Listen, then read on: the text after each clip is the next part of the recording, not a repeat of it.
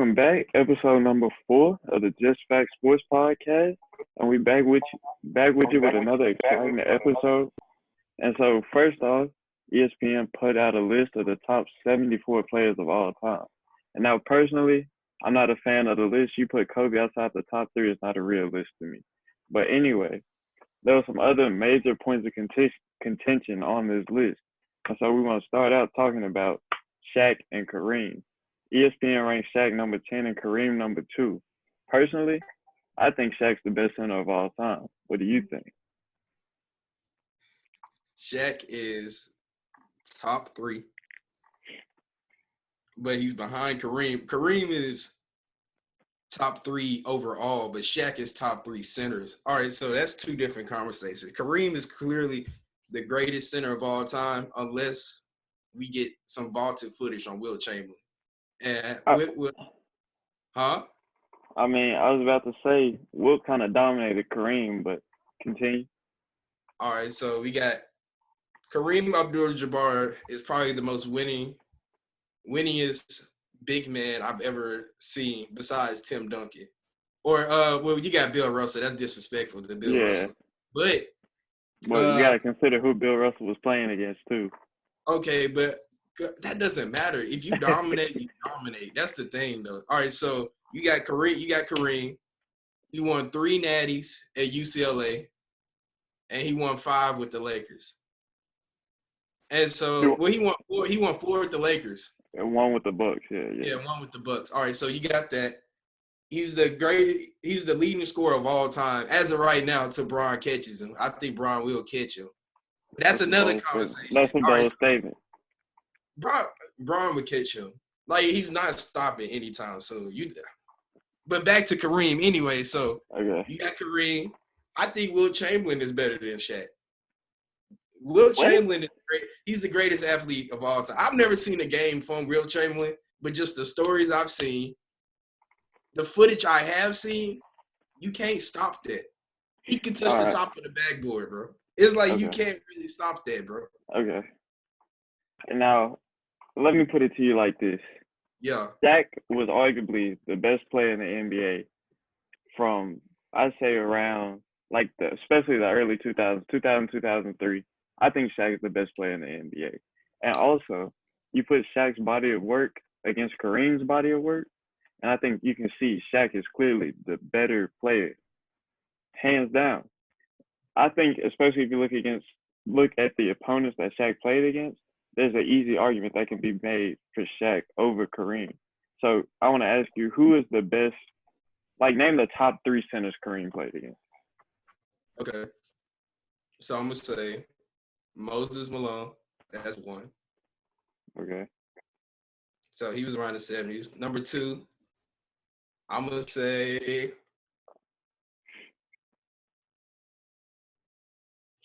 Wilt Chamberlain. I don't know why I'm doing Wilt Chamberlain. All right. So that's hold on. You said Wilt Chamberlain. Yeah. When you say Wilt Chamberlain, I want to put out there that this was the back end of Wilt Chamberlain's career. He wasn't playing prime Wilt. We're talking about Wilt. No, hold on. Okay. Wilt on his way out. They played 27 times. Chamberlain won 14. Kareem won 13. But if you actually had the most memorable moments in those 27 games, is Wilt, hands down. They played, like I said, 27 times. And first of all, you got to remember, Wilt Chamberlain's focus was never always on basketball. He talks about in his autobiography one time, they played back-to-back. They played Boston, and then they played Milwaukee the next night. So he smashes 2 girls in Boston, goes to Milwaukee. It's a night game. So he smashes a girl before the game and then plays Kareem, and Kareem drops 40. But Wilt's like, I didn't make as big a deal of it at that time as Kareem did. Because, they said Kareem charged it up a notch when he played Wilt, just because he knew it would be a long time argument. And so I just want to throw that out there. And then I want to say it was in one of the championship series. The Bucks were up. Bucks up. Wilt takes over the game, brings them all the way back, scores 6 straight buckets to give the Lakers the victory over the Bucks. So I think, especially when you look at those games, you can see that Wilt was really dominant over Kareem even later in his career. Even though he didn't score as many points, he grabbed more rebounds, had more of a defensive impact, and had more wins than Kareem did in those. Okay, but Kareem's still better than Shaq. That's what we're arguing. I know, but I'm just saying that. Okay, so you know Kareem is better than Shaq. No, I'm saying I know that Kareem was dominated by his other competition at the time, while Shaq dominated his competition during his era. You talk about the David Robinsons, the Olajuwons, the Ewings. Shaq dominated all of them. Okay, but they also got theirs too. That's the thing. They got theirs too. I agree. And what was that? The '95 finals? The Rockets swept the Magic. Now, maybe the series turns out differently if Nick Anderson doesn't miss those 3 free throws in game 1. Who knows? But anyway, Shaq still had his own against Olajuwon. He averaged 28 points, 13 rebounds, 6 assists, and 2.5 blocks against another top 5 center all time. I mean, he played 45. They did get swept, but like I said, who knows how that series would have turned out if Nick Anderson didn't miss those 3 free throws in the last minute of the game. Who are you saying is better, Wilt or Shaq? I'm taking Shaq. I said Shaq's the best center of all time. Over Wilt Chamberlain? Over Wilt Chamberlain. Over Kareem Abdul-Jabbar. Over Kareem Abdul-Jabbar. Shaq is a top 3. He's number 3 on my list. It's just those two. You just can't stop what they did, bro. Like, you can't stop what Shaq did. Like, that's what I was going to say. Changed the game for Wilt. They changed it for Kareem. They wouldn't let people dunk because of them two. Because all they did was really – all right, so with Shaq, they changed the rule for him also. But the thing is, just because I haven't seen Wilt, I haven't seen anything on Wilt. And what I've seen from Kareem, most of it was from the 80s when he was with the Lakers and not the Bucks. And he was more dominant on the Bucks than he was with the Lakers. So the thing is, I'm going to still just take Kareem just based off he has an unstoppable move. Shaq is an unstoppable move. Foul Shaq. That's the thing. Kareem, you can't do anything. Okay. I agree with the fact you can foul Shaq. He's a 55% free throw shooter for his career. But in the clutch, there has been times when he's come through at the free throw line. There have been multiple times when he's been able to come through at the free throw line. I just like to point that out. Even though it's a weakness, who knows why, he delivered when necessary. That's my big point. Okay. All right, let me ask you, do you think Shaq would have been as dominant if he never played with Penny or Kobe or D-Wade? Yes. Do you think Kareem would be as dominant if he never played with Magic and Oscar Robertson? Okay, so here's the point I like to point out. Both guys took what was an expansion team to the finals in their first 3 years. So both of these guys are dominant forces that can change the whole aspect of the game. You know what I'm saying? They basically elevate their teams wherever they go. Like Kareem elevated the Bucks when he got there, got Oscar Robertson his first championship ring. I want to say first championship appearance too. And then Shaq comes into Orlando and elevates them, takes them to the finals in '95, a season in which they defeated Jordan's Bulls in the playoffs. Just throw that in there. That don't count. It counts, but don't dish the Bulls like that, bro. I'm just saying, Jordan was on the team. They got beat.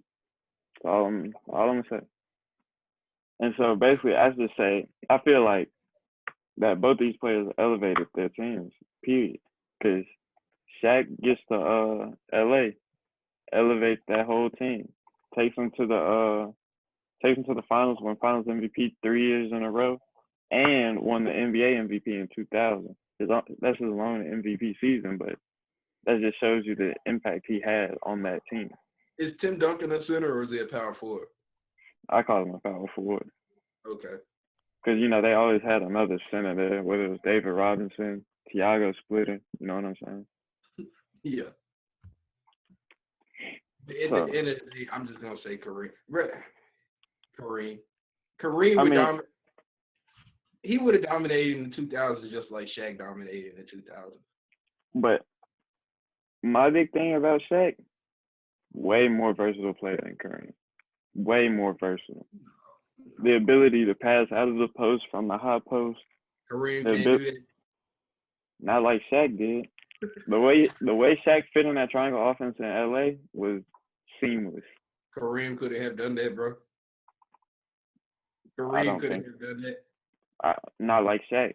Kareem didn't have the handle or the passing vision like Shaq, and you can't argue that. Okay.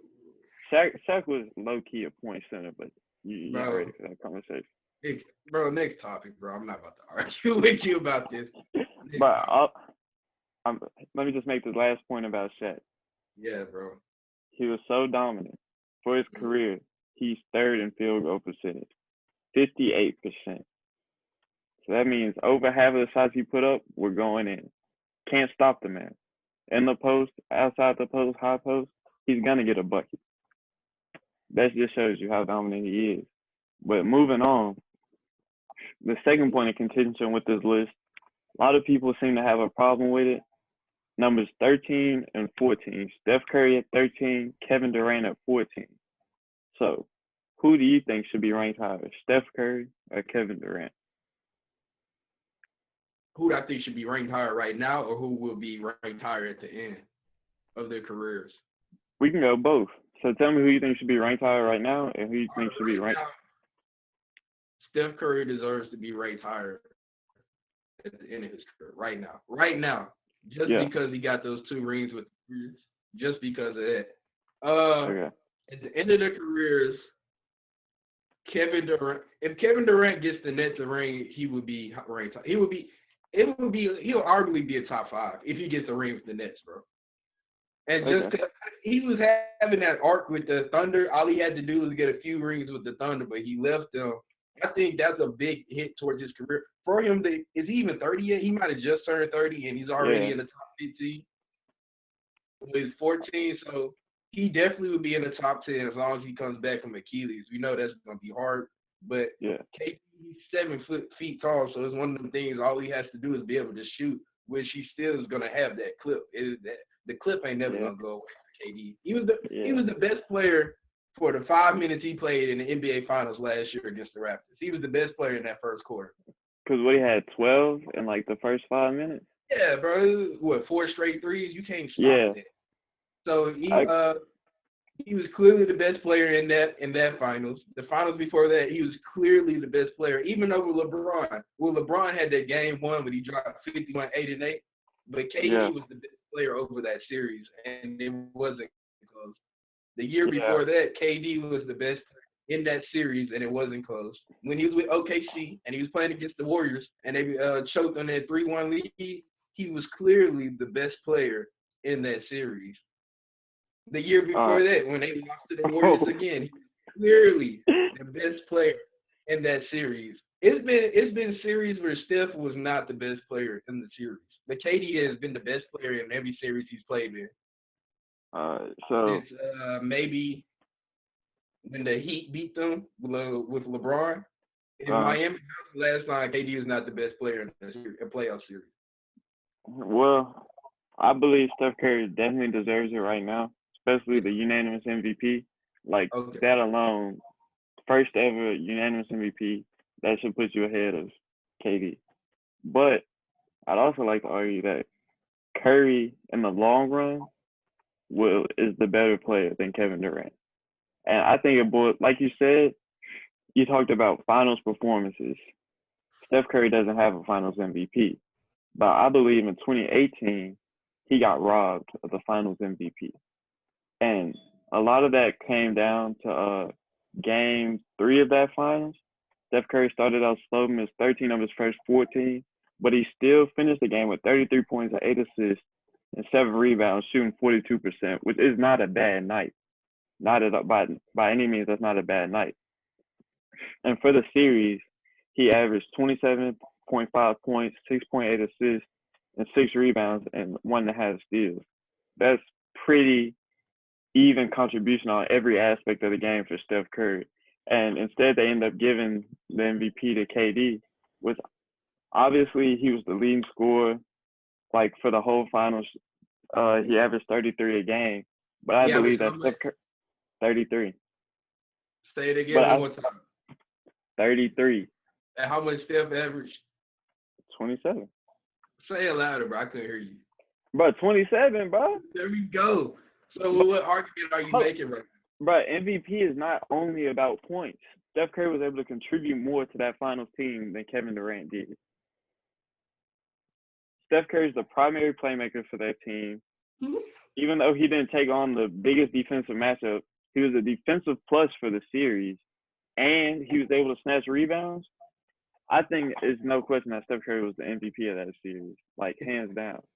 And then, especially if we're talking long-term impact on the game, Steph Curry has a bigger long-term impact than Kevin Durant, which should push him higher than KD in all-time rankings, because just think about it. The limitless shooting, the game-winning shots. Like, first thing I think about when I hear Steph Curry is that shot against OKC. Like, who would have thought to pull a 30-plus footer for game? You know what I'm saying? So Steph Curry has revolutionized the game of basketball in a way that I don't think KD can.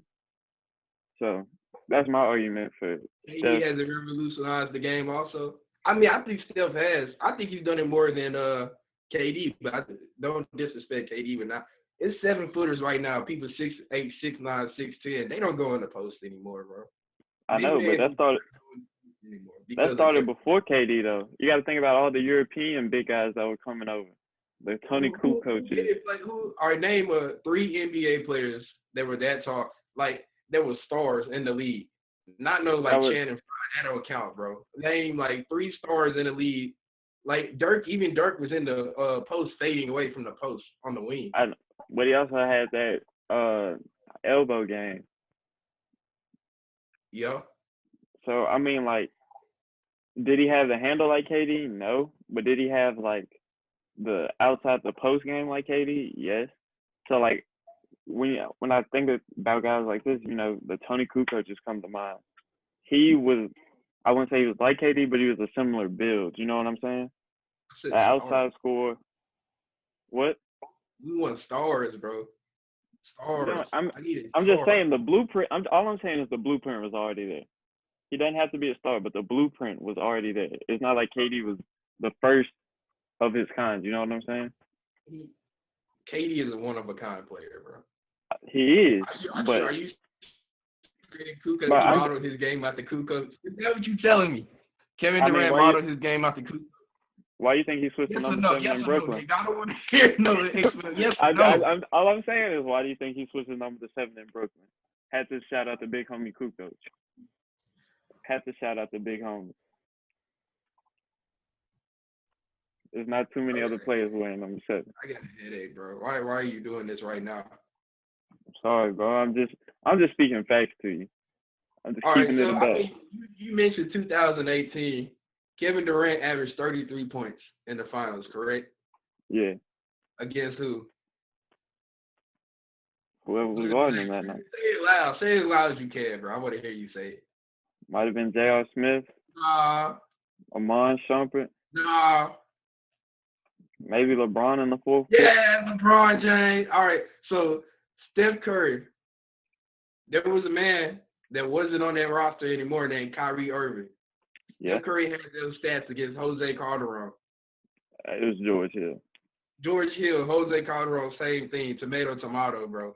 Not really. Is George Hill even a top 20 point guard in the league right now, bro? Or was he in 2018? He was sorry that finals. He was pretty sorry that finals, bro. I wouldn't say pretty. He was pretty sorry. You could have done a better job against Steph Curry that finals. Bro. Okay, so yes. George. Okay, but when people say George Hill had a sorry finals, he had a bad shooting finals.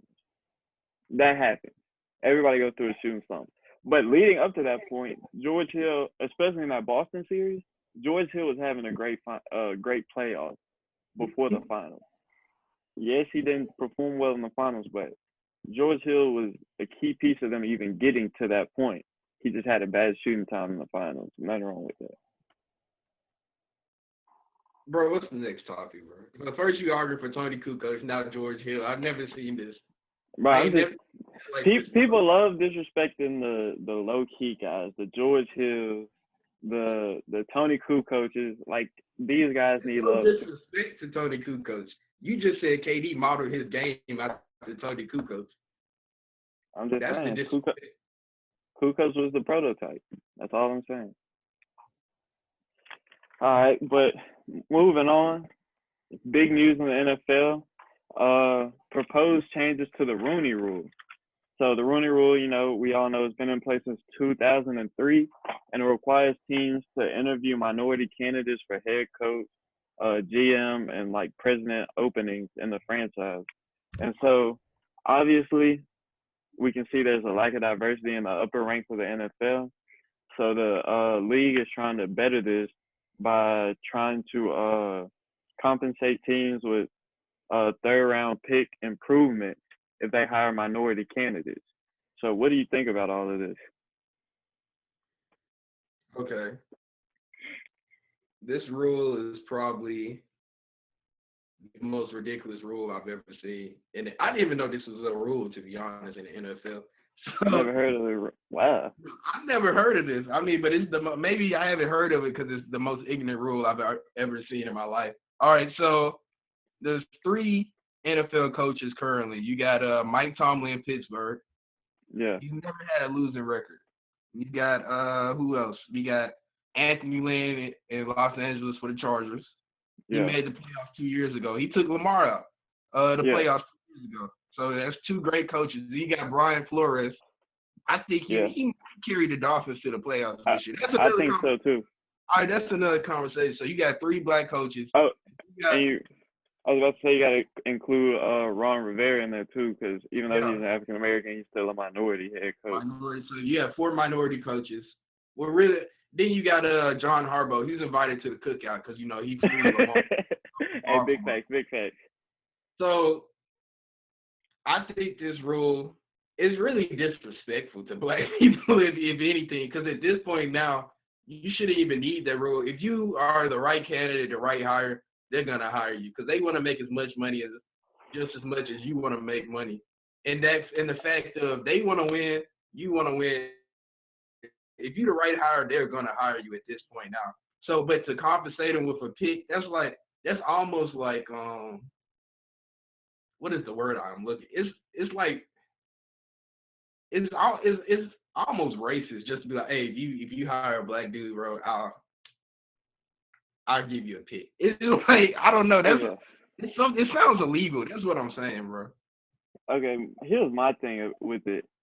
Especially watching the draft, the way it was done this year, you know, the virtual draft, you can see all the coaches, all the GMs in their little draft rooms working. Yeah. You can see the lack of diversity in the NFL, in the top NFL ranks. Like we said, it's 4 minority head coaches, but it's only 2 African American GMs in the whole NFL, and that's Chris Greer in Miami and Andrew Berry with the Browns.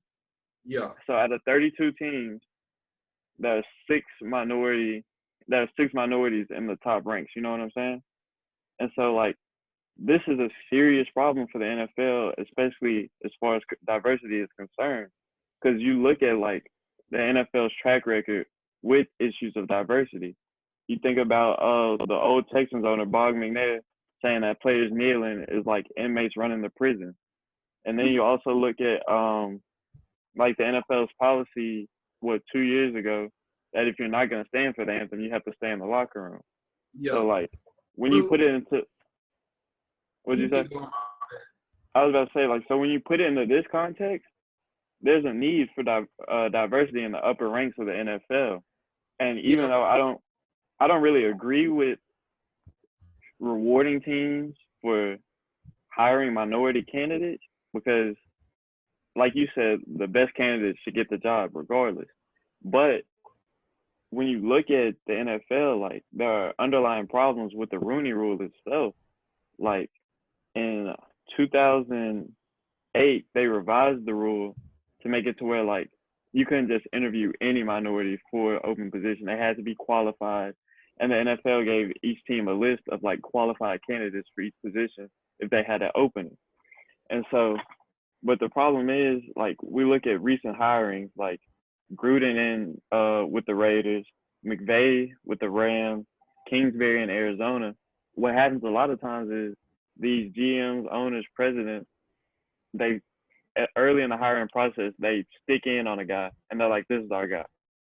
So what we're going to do is we're going to move quick. We're going to get him signed ASAP. And so in order to satisfy the Rooney Rule, they call in some assistant, and they're like, hey, we're going to interview you.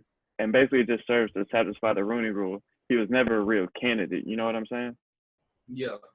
And all so, right, what you got? I was about to say, I just feel like there needs to be a change because there are notable minority candidates that aren't even getting the opportunity. You look at Eric Bieniemy, the offensive coordinator for the Chiefs. The Chiefs had the fourth best offense in the NFL, and he's still an offensive coordinator. Did he apply for any jobs? What did you say? Did he apply for any jobs? Bro, it's the NFL. You don't apply. The teams hit you up and be like, we want you to come in for an interview. I mean, some of you still have to let it be known that you want to. Like, he might just want to stay with Pat Mahomes, but I understand what you're saying. But yeah. And then I also look at it. Robert Saleh, the defensive coordinator for the 49ers, who had the best pass defense in the NFL, doesn't even get an interview either. Yeah. And then you look at some of the highest around the league. The Browns hired Kevin Stefanski, the Vikings offensive coordinator. So you look at it, you're like, okay, whoop-de-doo. Kirk Cousins had an efficient season, completing 60+% of his passes, whatever. But he lost in the playoffs to the 49ers and only managed to score 10 points. But you're telling me Eric Bieniemy, if you want an offensive coach, you're telling me Eric Bieniemy wouldn't be a better offensive guy for you to bring in as your head coach? So I just see these as problems with the Rooney Rule that they need to find a way to address. But like you said, I don't feel like compensating teams with better picks is the answer to it. I mean, a third-round pick, is that really incentive for you to hire somebody that the league wants you to hire? A third-round pick? Not at all, because like you said, a third-round pick isn't nothing. But Goodell knows that if it's anything that, what was I trying to say? If it's a pick higher than that, the owners won't vote in favor of it. You know what I'm saying? Yeah. So that's part of Goodell knowing the audience. Okay, so what's a way that you would try to fix this, or what's a way you would try to make it better for minority owners and GMs and coaches? Okay, so what I would do was, instead of incentivizing hires, I'd punish people who don't really abide by the Rooney Rule. You know what I'm saying? So like I said, with the Kingsbury case, before the hiring process started, everybody knew Kingsbury to Arizona. You know what I'm saying? Mm-hmm. Like, everybody knew he was the top candidate. So what I would do is I'll punish teams that don't really go through the Rooney Rule process and have serious interviews with minority candidates. And our minority candidates aren't just African Americans. Let me make that clear. It's any minority, non-white, non-male, because now we're seeing a lot of women coaches getting into football, into the NFL. And so I think that if you punish teams for not having real interviews with minority coaches, punish them as in taking away first through third round draft picks, depending on the offense. You know what I'm saying? I think that's the best way to handle it. Though. It's just one of them things where you just gonna have to hope that the right people are in the right spots. I mean, it's always gonna be somebody that's ready to go ahead and take those offenses, and so it's also gonna be a lot of people that's gonna be ready to blur the lines in terms of, yeah, we interviewed him, we don't think he's the right hire. They probably didn't give him a real interview. Yeah. They don't think he's right fit. But also, I think a lot of coaches, there are some coaches they're given chance after chance after chance to succeed, and they're really sorry. Like Jeff Fisher, I'm sorry to him as a Tennessee Titan. I love the Tennessee Titans, but he was he was an average coach, a really average coach. It's some coaches.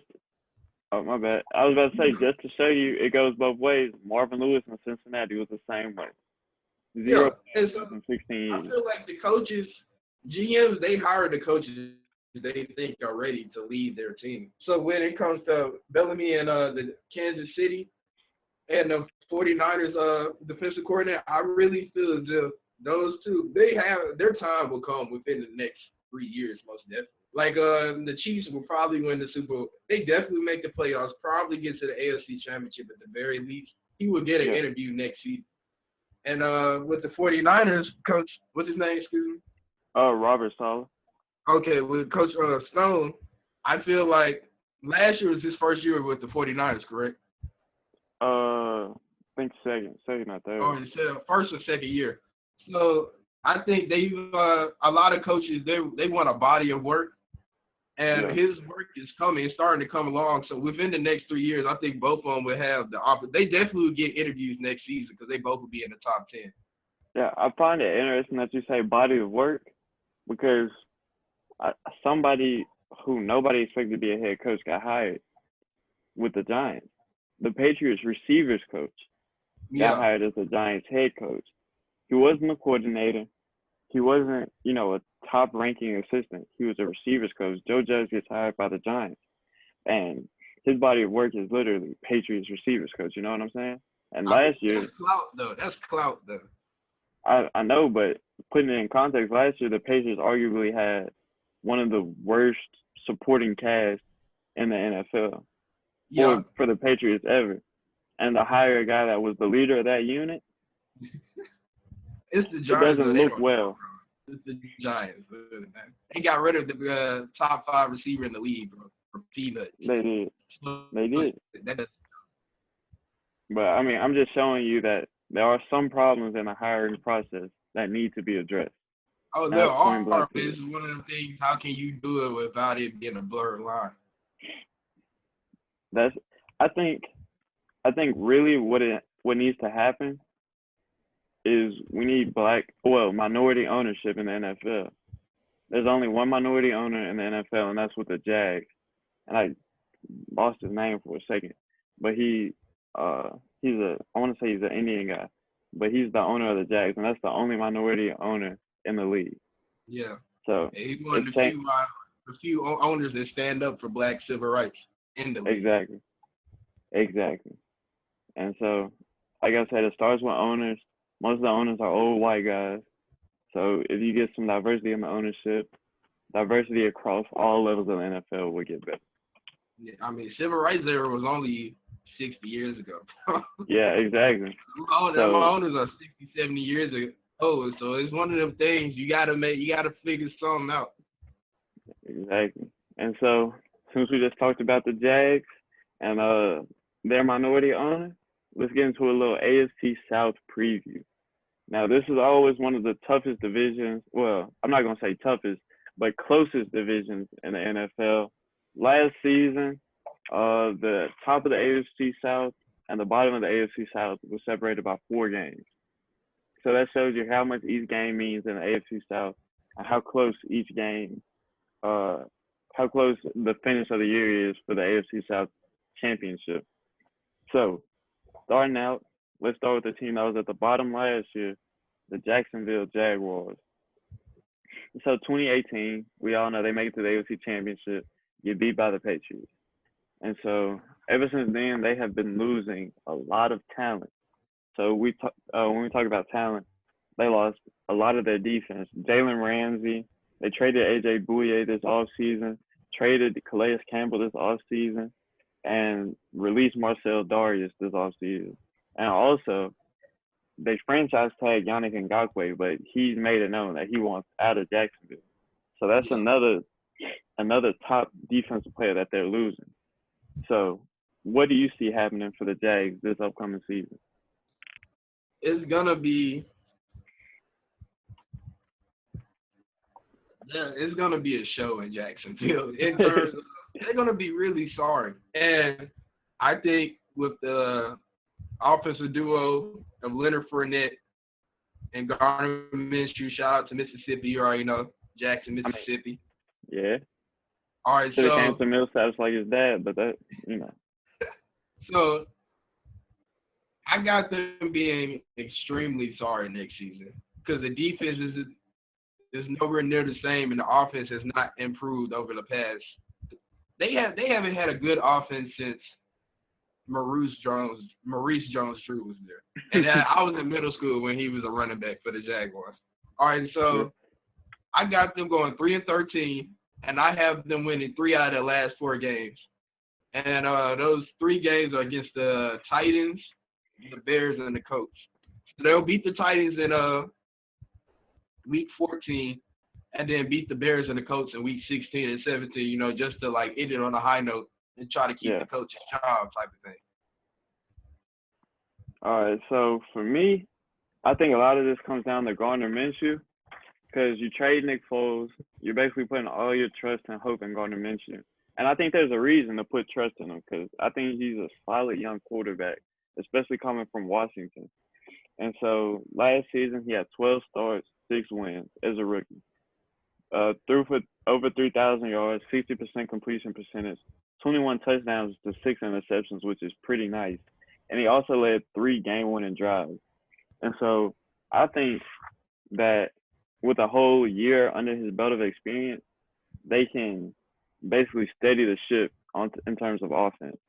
And also, you mentioned Leonard Fournette. You got to put an asterisk by him, too, because the Jags are actively shopping him as they continue to lose talent. And so I think that the Jags can put together a decent season. I got them going 6-10. They added some solid defensive players in the draft. T.J. Henderson from Florida was their first pick, number 9 overall. Very locked down, rangy corner. And then they did a lot to try to make up for the loss of talent along the defensive line with drafting Chason from LSU, Devon Hamilton from Ohio State.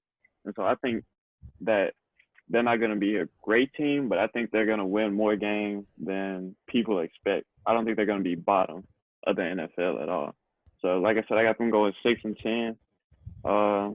What 6 wins do you have them going winning? All right, so I got them beating the Colts week 1 just because coronavirus going on, new quarterback, a lot of uncertainty with that. So I got them beating the Colts week 1. Yeah, 1. Got them beating the Dolphins week 3. Maybe. Yeah, possibly. I mean, who knows? Maybe. That's like a real toss-up game. You know what I'm saying? Anything can happen. And so I got them beating the Bengals week 4. I don't have that much faith in Joe Burrow to just come in and, set the league on fire. And then I got them beating the Steelers week 11 just because, for some reason, Ben Roethlisberger hates playing the Jaguars. He threw 6 picks against them, 2018? Even though that was with a crazy defense. Yeah. Those memories probably still scare him at night. Got to sleep with a nightlight now. And I got them beating the Titans week 14 and the Bears week 16. Okay. I'll give you 6 wins. I mean, it's what. Exactly. It's whatever, bro. It can have it. It's not a playoff team. It's just a team that's going to play 16 games. You know what I'm saying? Yeah. All right, so next up, I guess we'll take a look at the Indianapolis Colts. And they had a very interesting offseason. Well, really a very interesting past 2 years. Because last year, you got to think about Andrew Luck surprises everyone and retires at the beginning of the season. And so that leads them to turn into Jacoby Brissett, and they extended him to a 2-year, $30 million deal. And actually, he started out the season on fire. Won 5 of his first 7, threw 14 touchdowns in those first 5 wins. But down the road, he got hurt, his play worsened, and they ended up winning 2 of their last 9.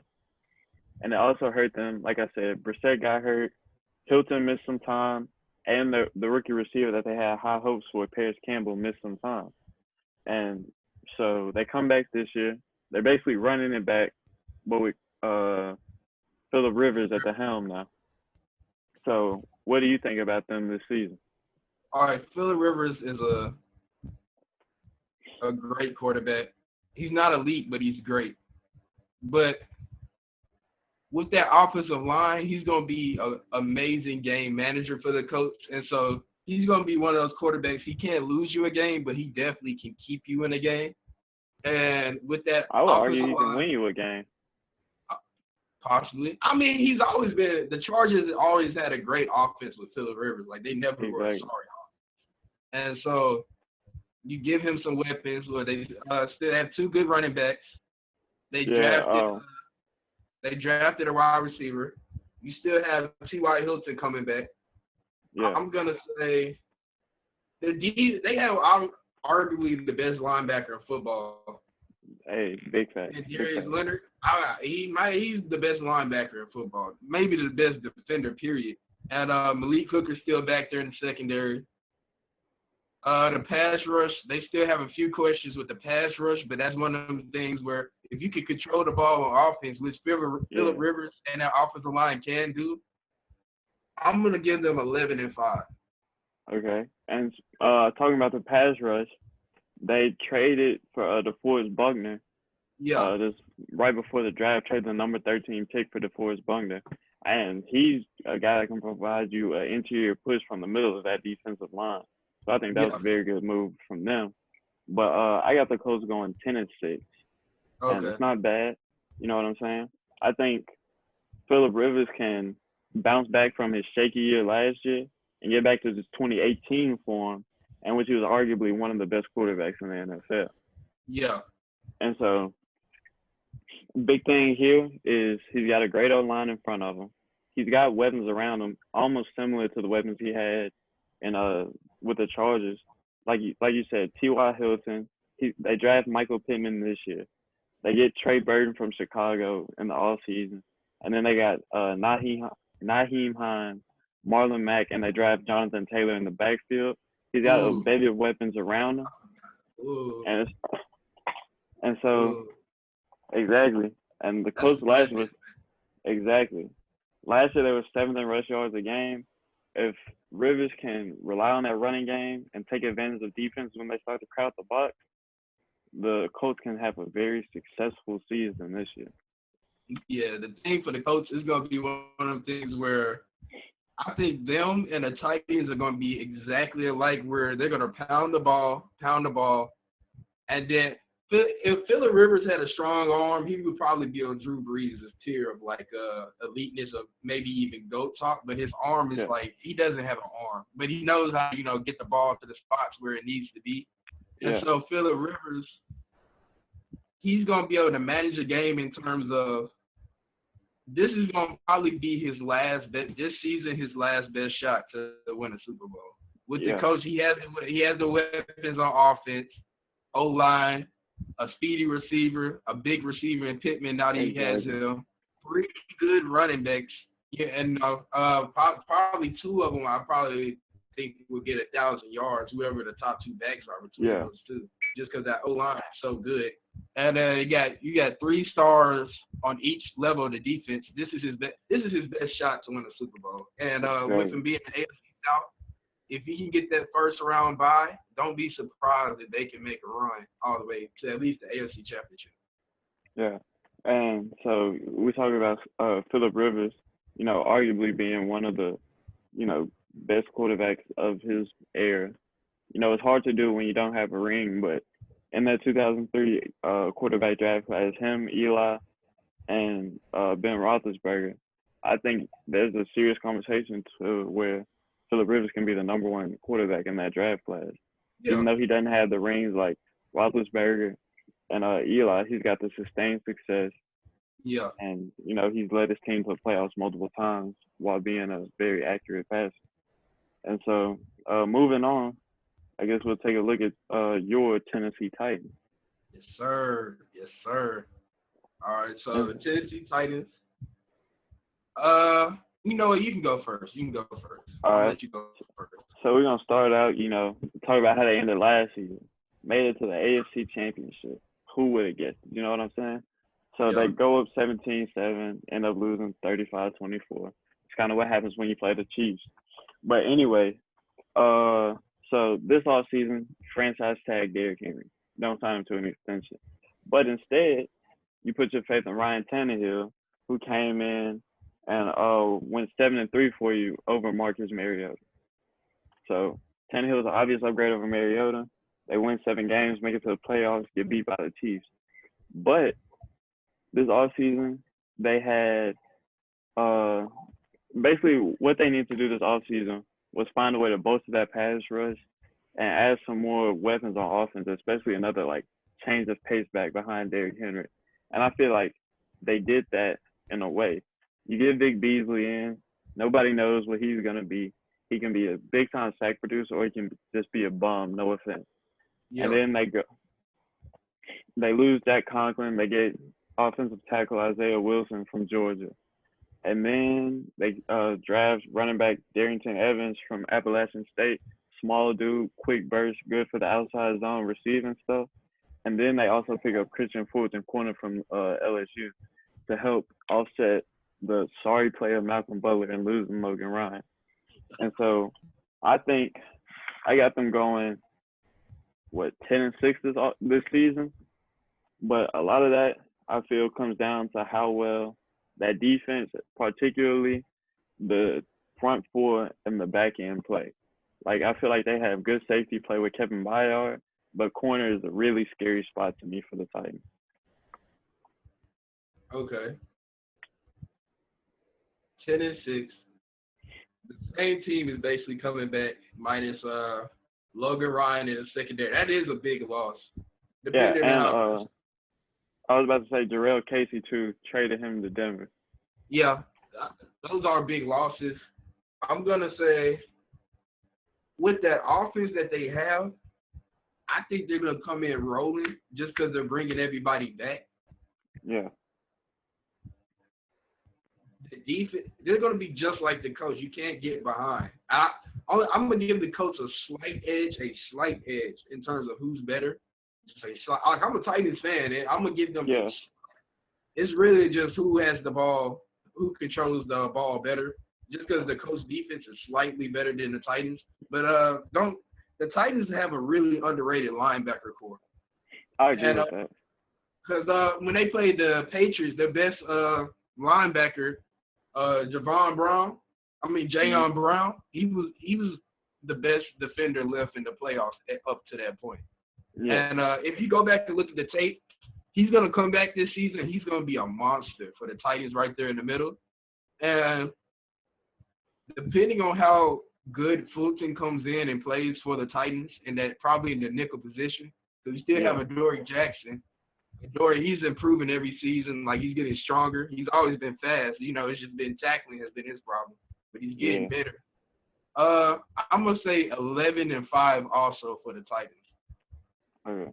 So I had one game circled for the Titans that really I just couldn't pick. The difference between 10-6 and 11-5. And that was a week 3 matchup with the Vikings. I feel like these two teams are like mirror images of each other. So I want to see who you would take in this game, Vikings or Titans. When I was looking at the schedule, I gave it to the Vikings only because it's in Minnesota. That's the only reason I gave it to them. If it was in Tennessee, I would have took Tennessee. But the Titans are road warriors, so Like, looking back on it, bro, I don't know. I really don't. It's one of them toss-ups. You got Dalvin Cook versus Derrick Henry. Exactly. Kirk Cousins versus Ryan Tannehill. Exactly. And they Justin Jefferson. I don't know. I mean, I'm gonna give it to the Vikings because I think the Vikings are one of those teams. This is a boom or bust year for them to win the Super Bowl, also. Exactly. And then on the Titans schedule, I got one loss that I want to see how you feel about. I got them losing to the Browns in Week 13. I looked at that. I thought about giving it to the Browns. Yeah. The Titans really whooped their butt last season. It wasn't last season, 2019 season. It wasn't close. Like, I remember I was watching 43-13, Week 1. Yeah. I watched that game. I stopped watching around the third quarter because it was like it really got really ugly. Or early in the fourth, Baker Mayfield threw back-to-back interceptions. I'm like, bro, this is the same Browns team we haven't seen for the last 30 years, bro, or my whole life. And so, I mean, I just gave it to the Browns because I feel like beating a team like that, you got to come back and, beat them or else you just start. You know what I'm saying? Come back with more effort. You're going to lose. I'm going to say Titans on the game-winning field goal. You got it. And so to close out the AFC South preview, we got the head scratching Houston Texans. And so The Kraken they yes sir. So they won the division last year with a 10-6 record. They go to the playoffs, go up 24-0 on the Chiefs in the divisional round just to lose. And so this season they're coming back. They got the last season. Let's go back to last season. They had the third worst sack percentage in the NFL, and they were second worst in QB hurries and pressures. So they have a lot of needs along that defensive front, and to go to the defense as a whole, they gave up the most yards per play in the whole NFL. And so obviously defense is a major need for the Texans. Obviously that's true when you go up 24-0 and your defense can't stop anybody, and they come back and win. And so, but coming into this offseason, they need to improve that defense. And instead of improving the defense, they just go the complete opposite direction and make the offense worse by trading DeAndre Hopkins for the sorry, washed up David Johnson. So what do you think about the Texans coming into this season? All right, so when I got the Bleacher Report alert to my phone that DeAndre Hopkins was going to the Cardinals, the first thing that popped up in my mind is that I want to party with Bill O'Brien. That's the first thing that came to my mind. And looking even more into it, it's just like, why would you pay your Laramie Thompson the most money ever for a tackle? And then you could have drafted a running back. I mean, so you finally get Deshaun Watson some protection. Like, he's there running for his life. He gets injured every season because y'all can't protect him. And you finally get him some. Now you want to take away his weapons. Like David Johnson, you could have drafted a running back that would have given you the same. I want to add this. They didn't even need a running back. If we're being honest. Carlos Hyde rushed for 1,000 last year. Yeah. And then Duke Johnson, he rushed for, I want to say 450, which is a career high in rushing yards, but he's a receiving back anyway. So he contributed in both areas for them. And then Lamar Miller got hurt and he didn't play as much, but he's still a very solid running back. So you got 3 solid running backs on the roster, but you acquired David Johnson. It doesn't make sense to me. I mean, maybe they'll turn David Johnson to a third down back or something.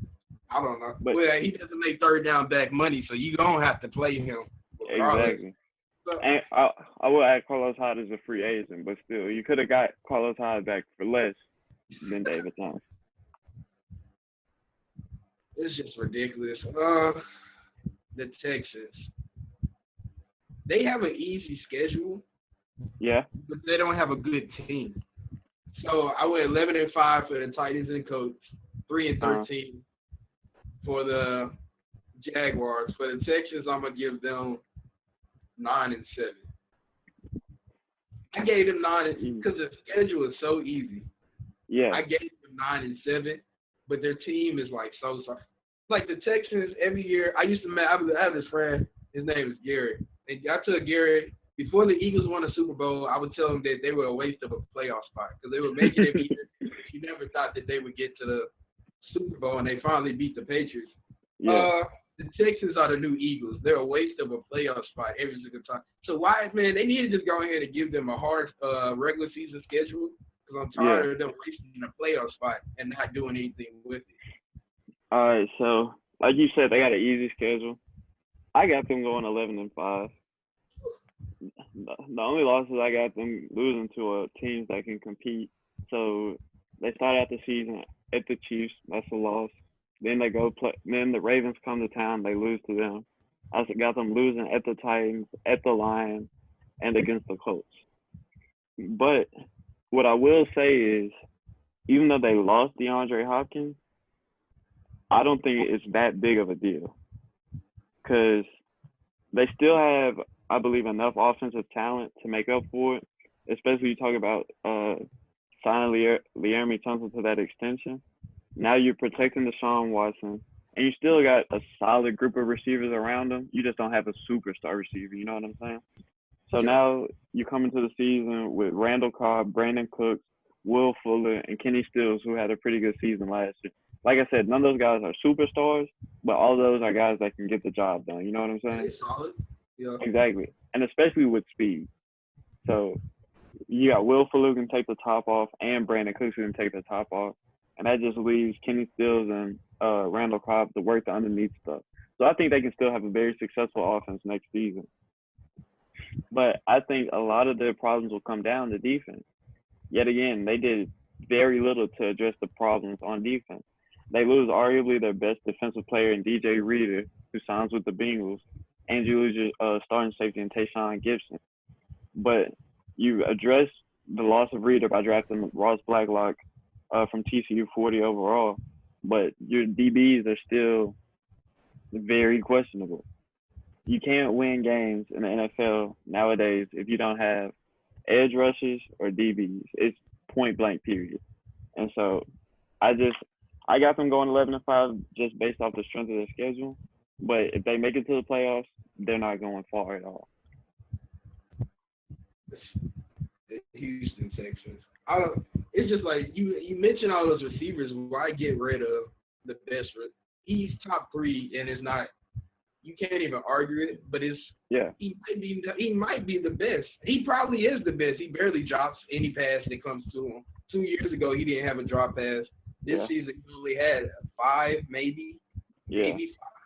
And so it's like, okay, you got all them weapons. Why would you get rid of your best one? I mean, because if we're being honest, I still think their best weapon is Deshaun Watson, especially against his playoff performance against the Bills last year. Deshaun Watson is the engine that makes that team go. Deshaun Watson is the gun, but the weapons are the bullets. And so, and DeAndre Hopkins was a heat-seeking missile. That's the thing. And it was David Johnson. Even after David Johnson had his best season, what was that, 3-4 years ago? Yeah, 2016, I think. Season, I still wouldn't have traded DeAndre Hopkins for him. DeAndre Hopkins has 5 more years left of dominance. Yeah. He has 5 more years left of that. So I don't know, bro. Shout out to the Cardinals for finessing, bro. I wish the Cowboys or the Titans would have done it, but it's whatever. I got them going 9-7. Okay. And so who do you have as your AFC champion? AFC South champion. The Titans and Colts both 11-5. Yeah. I'm gonna give the tiebreaker to the Titans. I'm just gonna give them the tiebreaker. Yeah.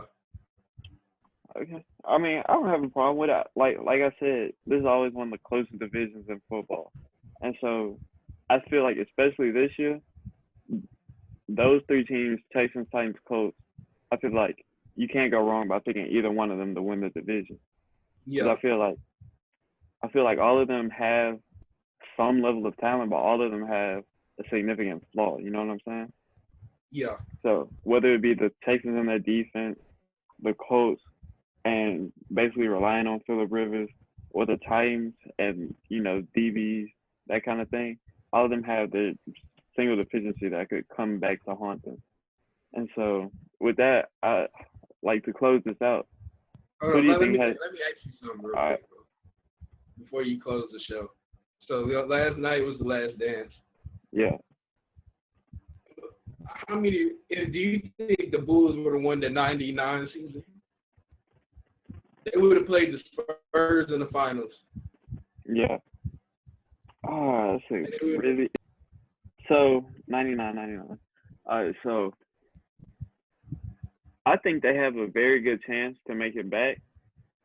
I think Reggie Miller might get them some trouble in the playoffs leading up to it again, especially with the whole team getting older. But who can argue with a team that just won a three-peat, beating the Pacers again, even though they took them to 7. And so I would say matching up with that Spurs team, I think that Spurs team would be a bad matchup for the Bulls, a very bad matchup, especially with David Robinson in the middle. I would give that championship, assuming that they play the Spurs in the finals. I give that championship to the Spurs, just off the strength of David Robinson. So you said they would have won 7. Nah. Okay, I think they would have won the 7th one against the Spurs. Because, like, going into that season, it was a lockout season. And so they only played, like, 50 games. So playing 50, Pippen had his back was still shot up to that point. He would have had an extra time to rest. Jordan, he would have had extra time. Rodman would have had extra time to do whatever Rodman does. I think I would have signed him off to 1 year and let him run it back. But then again, they didn't know it was going to be a lockout season. I think that would have changed a lot for them. Exactly. And I think a lot of that, like you talking about them breaking it up, I was reading something this morning, and a lot of it just came down to a lack of communication between everybody in the organization. Because, like the owner, Ron Storr, said, like, we would have been willing to do it, but Phil was out, and apparently he never really talked to Jordan about it. You know what I'm saying? I mean, social media, if they would play during the social media era, they probably would have had none of this lack of communication at all. Exactly. Like, they would have known Rodman was at a WWE show. They would have known a lot more stuff going on. Exactly. And, like, The Last Dance kind of paints Jerry Krause, the GM, as a villain, but there was a chance to run it back, you know what I'm saying? Because they offered Phil the job to come back. He deserved it. You win 3 in a row again, twice, you deserve to be the coach. And then, he turns it down. He just felt like, this was the last dance for real. That's how they promoted it. That's how they're going to go out on top. And I see nothing wrong with going out on top, especially for Jordan, because how many other players are 100% in the finals? Bro, this documentary, it deletes all or any questions of who the GOAT is. It's Michael Jordan, bro. But going into that, all right, so Michael Jordan's the GOAT. Let me ask you, this is my last question. Who would you rather be teammates with, LeBron James or Michael Jordan? Michael Jordan. Duh. Because I know Michael Jordan's gonna be there for me in the fourth quarter. LeBron might disappear, might pass me the ball when I'm not the superstar on the team. I'm just a role player. You take the shot, Bron. Yeah, just like in that when he took the last shot against the Jazz, his last shot as a Bull. Everybody, he was interviewing Pippen, what was your thought process when he was bringing the ball up? Get the hell out the way. Hey, so, I mean, I think in terms of who would you rather be teammates with, if you're a hooper, you would want to hoop with LeBron because he's going to make the right play. But if you want to get carried, you're going to hoop with Jordan. I wouldn't even say get carried because you think about, what was that, the Jazz series? No. What series was it when Jordan – it was the Jazz series. Stockton helps off. Jordan finds Kerr for the game winner. You know what I'm saying? Yeah. Like, that's a situation where you're not getting carried. Like, everybody plays a role on the team.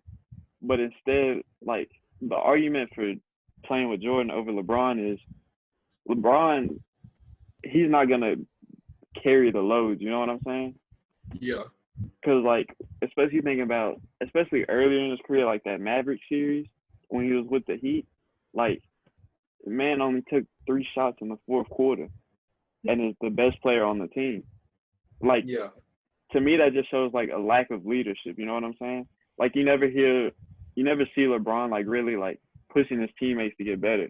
Even though he elevates them with his own play, it's like they're not, rising to his level. You know what I'm saying? Like, he doesn't have, to me, that leadership factor. And that's why I would rather play with Jordan, just because, like, he's going to push you to become the best. Like, you see how he treats Scott Burrell. Like, he knows he can be a good player, so he's going to be on his ass, like, every day. Yeah. And so that's just why I think I'd love to play with Jordan over LeBron. What about you? Are you asking me who I would rather play with? Yeah. Jordan. Just because Jordan's a killer, bro. Exactly. He's a killer. LeBron is a killer too.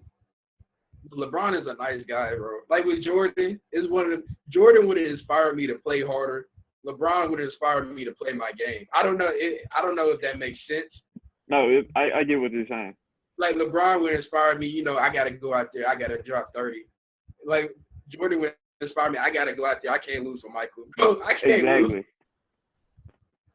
I mean, bro, I don't know. It's one of them things. I feel like if I played with both of them, my stat line would be different. Like my stat line with LeBron, I would have more points and more rebounds. No, I would just have more points. With Jordan, I would have so many assists. I would play just like Rodman if I was playing with Jordan, and I would play just like I don't know who was a shooter. I would play like D-Wade. James Jones. Yeah, but relax, bro. Anyway. I mean, last point on this, we got to realize Jordan was still playing in that triangle offense, so you still would have got your shots regardless. You know what I'm saying? Especially if you in that like 25, 30 minute per game playing range, you're gonna get your shots. Because playing in that triangle, the ball moving, the ball's moving, you're moving, the ball's gonna find you in an open shot every now and then. So you're gonna get your shots up. But like just like playing with LeBron though, you also gonna get your shots up because LeBron is more of a facilitator than a scorer. So he's gonna find you, set you up, and all of that. So I don't think it's that big a difference in points, even though like you're gonna get your points in a different way. But that's like my last little statement on that. Yeah, I'm done too with it. So all right, so we're gonna close this episode out. We appreciate y'all for tuning in. Make sure y'all subscribe to us, watch our older videos, run us up. And also we got a special shout out this week. Our friend Jabril makes sure he's got his own brand. Check them out because they are some heat, real drip. So go follow @prosperity.co on Instagram. Think rich and grow rich. And y'all have a good one and stay safe out here.